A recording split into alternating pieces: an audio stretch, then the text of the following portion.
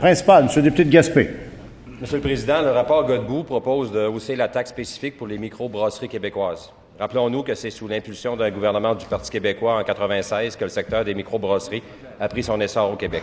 Aujourd'hui, en 2015, nous retrouvons 130 entreprises réparties dans 16 régions du Québec et 3 800 emplois directs répartis partout en Abitibi, au Lac-Saint-Jean, Canton de l'Est, dans les Laurentides, etc. Nous devons être fiers de cette nouvelle génération d'entreprises qui remportent des prix dans des compétitions même internationales. Pic Caribou, en sa beau-fils percé, a remporté récemment le prix de la meilleure bière brune au monde. Monsieur le Président, ce sont des entrepreneurs dont nos régions ont besoin, des personnes dynamiques qui participent activement au développement des régions.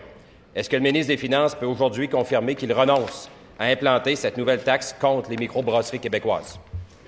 Monsieur le ministre des Finances. Monsieur le Président, on a passé énormément, un grand nombre de mois, même une commission parlementaire, à regarder le rapport Godbout.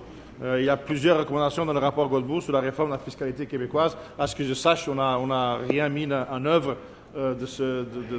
jusqu'à aujourd'hui. Je m'étais aussi engagé publiquement, il y a à peine quelques jours, à dire que, quelle que soit la réforme, qu'on va d'abord attendre et voir quelle va être la décision du nouveau gouvernement fédéral en termes eux aussi qui font une réforme fiscale. Donc on est très loin d'arriver à ces scénarios-là. Ça ne fait pas du tout partie de nos intentions de changer la taxe sur la bière du tout, Monsieur le Président.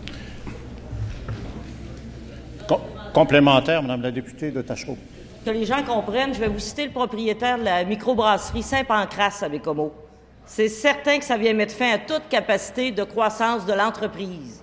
Donc, le développement, c'est quelque chose qu'il va être obligé de mettre de côté. Après ça, la rentabilité, même en fonction des installations actuelles, est sérieusement menacée.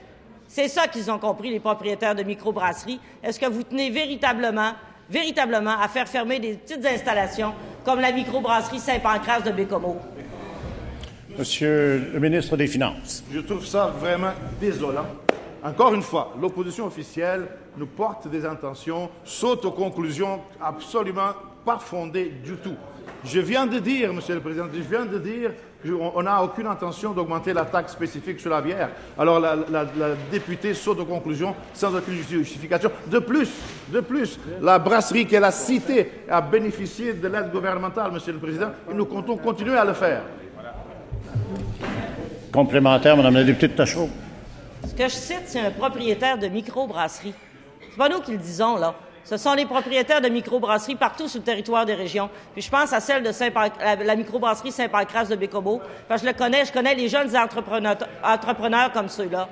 Prenez un engagement ferme, Monsieur le ministre. Est-ce que vous prenez un engagement ferme, de ne pas augmenter la taxe, de ne pas augmenter la taxe les microbrasseries, comme celle qu'on a à Bécomo? Monsieur le ministre des Finances. Président, je ne comprends pas que, encore une fois, je l'ai dit clairement 2 fois, donc 3e fois, nous n'avons aucune intention